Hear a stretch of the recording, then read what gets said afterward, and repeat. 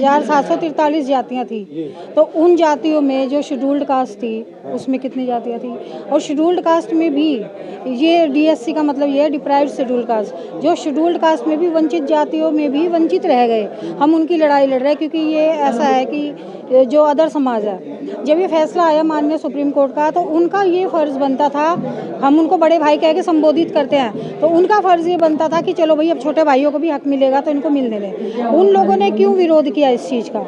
जब उन्होंने विरोध किया, वो सड़कों पे आ गए, तो हमारे समाज को भी आगे आना पड़ा। अंतर 1952 से शुरू हो गया था, और जो लोग 1952, 53, 54 में आरक्षण का लाभ ले चुके थे, उसी की अगली नस्ल ने 1975 में आरक्षण का दूसरी बार लाभ ले लिया, और उन्हीं की नस्ल ने तीसरी पीढ़ी ने 2000 में आकर आरक्षण का लाभ ले लिया, और चौथी पीढ़ी में 2024 में आरक्षण का लाभ ले लिया। और जो लोग राजनीति के हाशिए पे चले गए, जिनका राजनीतिक दलों से लेना देना नहीं था, वो लोग पीढ़ी दर पीढ़ी पिछड़ते चले गए।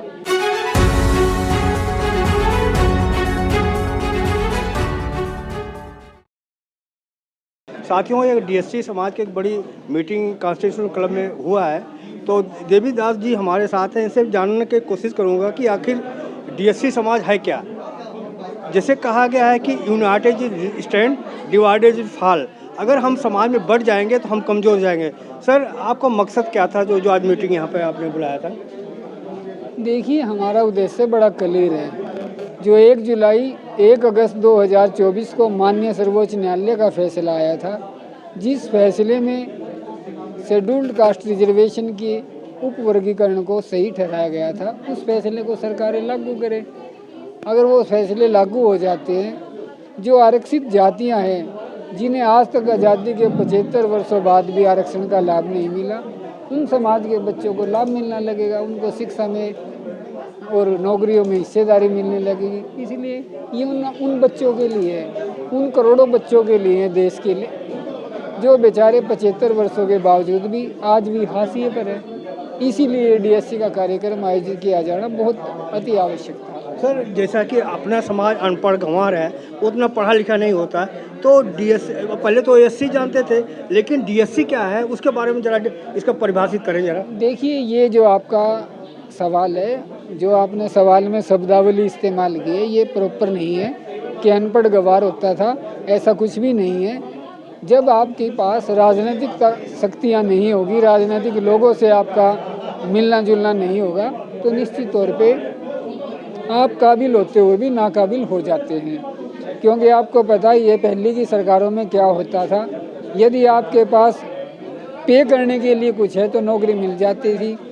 यदि मैं बाबा साहब अम्बेडकर के कार्यकाल से बात करूं, जब 1952 के अंदर बाबा साहब अम्बेडकर चुनाव हार गए थे और बाबू जगजीवन राम जी चुनाव जीत गए थे, उसी समय से ये एससी और डीएससी का अंतर 1952 से शुरू हो गया था। और जो लोग 1952, 53, 54 में आरक्षण का लाभ ले चुके थे, उसी की अगली नस्ल ने 1975 में आरक्षण का दूसरी बार लाभ ले लिया, और उन्हीं की नस्ल ने तीसरी पीढ़ी ने 2000 में आकर आरक्षण का लाभ ले लिया, और चौथी पीढ़ी में 2024 में आरक्षण का लाभ ले लिया। और जो लोग राजनीति के हाशिए पे चले गए, जिनका राजनीतिक दलों से लेना देना नहीं था, वो लोग पीढ़ी दर पीढ़ी पिछड़ते चले गए। आज ये जो कार्यक्रम किया गया, आज ये जो पीसी की गई है, ये उन्हीं लोगों के लिए की गई है जो पिछले 4 पीढ़ियों से आरक्षण से दूर हुए हैं। और आपने देखा होगा कि जब माननीय सर्वोच्च न्यायालय का फैसला आया, जो 4 पीढ़ियों से आरक्षण खा खाकर मोटे ताजे हो चुके, वो सड़कों पर आकर विरोध करते थे। हम उन विरोध करने वालों के भी ज़्यादा विरोध में नहीं है। भी जो उनको आबादी के हिसाब से रिजर्वेशन मिलना चाहिए, वो अपने अधिकार में जाए। अभी मेरे प्रश्नों का उत्तर नहीं मिल पाया है। जैसे एससी का मतलब है शेड्यूल्ड कास्ट है, लेकिन डीएससी का क्या मतलब है, उसका थोड़ा शाब्दिक अर्थ बताइए ना। डीएससी का अर्थ होता है डिप्राइव्ड शेड्यूल्ड कास्ट, यानी वंचित अनुसूचित जातियाँ, जो लोग आरक्षण वर्ग में होने के बावजूद भी आरक्षण का लाभ नहीं उठा पाए।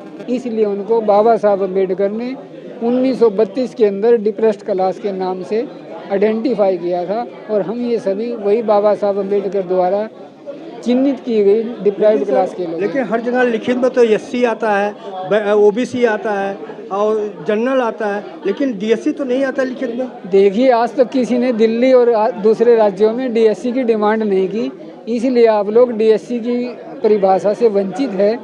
मुझे अफसोस है कि आप भी वंचित ही हो जो मेरे से डीएससी के बारे में पूछ रहे नहीं हैं। नहीं, बहुत से लोग मैं जाता हूँ समाज में, जमीन स्तर पर जाता हूँ, उनसे पूछा हूँ, वो खुद पूछते हैं कि डीएससी क्या होता है। देखिए, मैं तो यही कह सकता हूँ, मैं दूसरे को आरोपित नहीं कर सकता कि अभी शायद हम उस सफल तक हमने प्रचार नहीं किया होगा और हम धीरे धीरे उन ग्रुपों में जाएंगे और उस अच्छा सर, मेरा ये सवाल है, क्या डीएससी का एक दूसरा अंग डीएससी है, इसको ऐसा कह सकते हैं? बिल्कुल कह सकते हैं। तो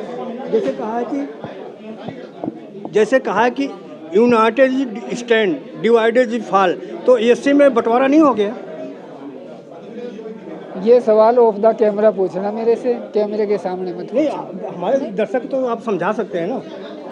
देखिए, यदि ये सरकारें हम दोनों को ही नज़रअंदाज करती है, आज हम डीएससी को इसीलिए पल्वराइज कर रहे हैं ताकि जो लोग अधिकारों के प्रति सोए हुए थे वो जागे और वो अपने अधिकारों को पहचानने और राजनीतिक दलों पर प्रेशर बनाकर अपने अधिकारों को ले। हो सकता हो कि लाने वाले समय में ये दोनों क्लास से मिलकर राज की लड़ाई लड़ना शुरू कर दे, हम उधर भी जा सकते हैं। मैडम आपसे ये कहना चाह रहा हूँ कि जैसे हमारा समाज बहुजन समाज 6,747 में बटा था, तो उसको हम जोड़ने के लिए मानव काशीराम ने बहुजन समाज बनाया, तो अब आप लोग डीएससी जो बढ़ गया, इसको कैसे एक करेंगे? आप ये देखिए, जैसे आपने बताया 6,743 जातियाँ थी, तो उन जातियों में जो शेड्यूल्ड कास्ट थी उसमें कितनी जातियाँ थी, और शेड्यूल्ड कास्ट में भी ये डीएससी का मतलब ये है डिप्राइव्ड शेड्यूल्ड कास्ट, जो शेड्यूल्ड कास्ट में भी वंचित जातियों में भी वंचित रह गए। हम उनकी लड़ाई लड़ रहे हैं क्योंकि ये ऐसा है कि जो अदर समाज है, जब ये फैसला आया माननीय सुप्रीम कोर्ट का, तो उनका ये फ़र्ज़ बनता था, हम उनको बड़े भाई कह के संबोधित करते हैं, तो उनका फ़र्ज़ ये बनता था कि चलो भाई अब छोटे भाइयों को भी हक मिलेगा तो इनको मिलने दें। उन लोगों ने क्यों विरोध किया इस चीज़ का? जब उन्होंने विरोध किया, वो सड़कों पे आ गए, तो हमारे समाज को भी आगे आना पड़ा। और हरियाणा में जैसे कि ये लागू हो चुका है, तो अब हम लोग दिल्ली में भी ये कोशिश करेंगे। विरोध नेताओं से है कि समाज से है?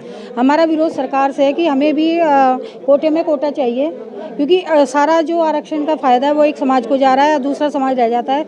वो ये कह के पल्ला झाड़ देते कि ये समाज पढ़ता नहीं है। मैं अपना उदाहरण देती हूँ, मैं 1992 की मैं ग्रेजुएट हूँ, मैंने बीएड किया हुआ है। तो आप ये कैसे कह सकते कि उस ज़माने में जब मैं लड़की होकर पढ़ सकती हूँ, तो अब का समाज तो मेरा बहुत आगे जा चुका है। लेकिन ये कहना कि ये समाज पढ़ता नहीं है, अनपढ़ रह गया, ये कह के ये लोग सिर्फ आरक्षण का एक तरफा जो लूट मची हुई थी उसी को रोकने के लिए डीएससी समाज खड़ा हुआ है। जो आज भी समाज के साथ भेदभाव होता है, मानते नहीं आप? समाज के साथ भेदभाव होता है, लेकिन जैसे कि हम लोग दिल्ली जैसे शहर में रहते हैं, यहाँ पर ये चीज़ नहीं है, थोड़ा गांव देहात साइड में है, तो हम लोग जो दिल्ली के सेंटर में रहते हैं उन लोगों को इतना महसूस नहीं होता, लेकिन जो गांव की साइड है तो उन लोगों को भी जगाना पड़ेगा भाई अपने अन्याय के। कहते हैं कि अब भेदभाव नहीं, आप तो एक दूसरे के यहाँ खाना खाते हैं, सब वहाँ पानी पीते हैं, अब तो भेदभाव नहीं। बहुत से लोग, उनको क्या जवाब दोगे? ये सब दिखावा होता है, ये पार्टियाँ जो जाती है खाना खाने, वो ऐसा कुछ नहीं होता, वो सिर्फ दिखावा करती हैं। भेदभाव अभी भी है। आपका परिचय मैडम? मेरा नाम शशि राज है और मैं दिल्ली से हूँ। जी, तो हम देख रहे थे कि किस तरह से डीएससी समाज कर रहा है कि हमारे अधिकारों के लिए ये जो यहाँ पर बुलाया गया था। आप कैसा लगा बातचीत, प्रतिक्रिया में जरूर बताएं।